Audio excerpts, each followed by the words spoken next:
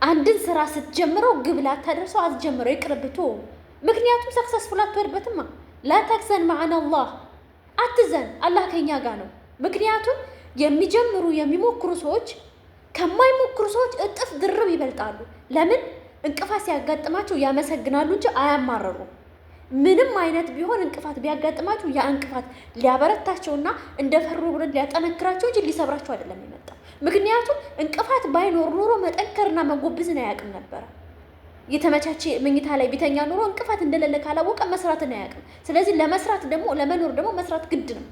ለመስራት ደግሞ መፈተን አለብን። ብረት በሳት ተፈትኖ ሁሉ ቢላዋ ስለት እንደሚያመጣ ሁሉ አንተም ካልተፈተንክ ደግሞ ለህይወትህ ውጤታማ አትሆንም፣ ሰክሰስፉል አትሆንም። ሰክሰስፉል ለማግኘት ከፈለግ ሁሌ እንቅፋት በመንገድ መኖር አለበት። ስለዚህ ስኬታማ ለመሆን ከፈለግ እንቅፋቶች መኖር አለበት መንገድ ላይ። እንቅፋት ከሌለ ምንም ሰክሰስፉል አትሆንም፣ ውጤታማ ግብም አትደርስም። ስለዚህ እንቅፋት ሲያጋጥምህ አመስጋኝ ሁን።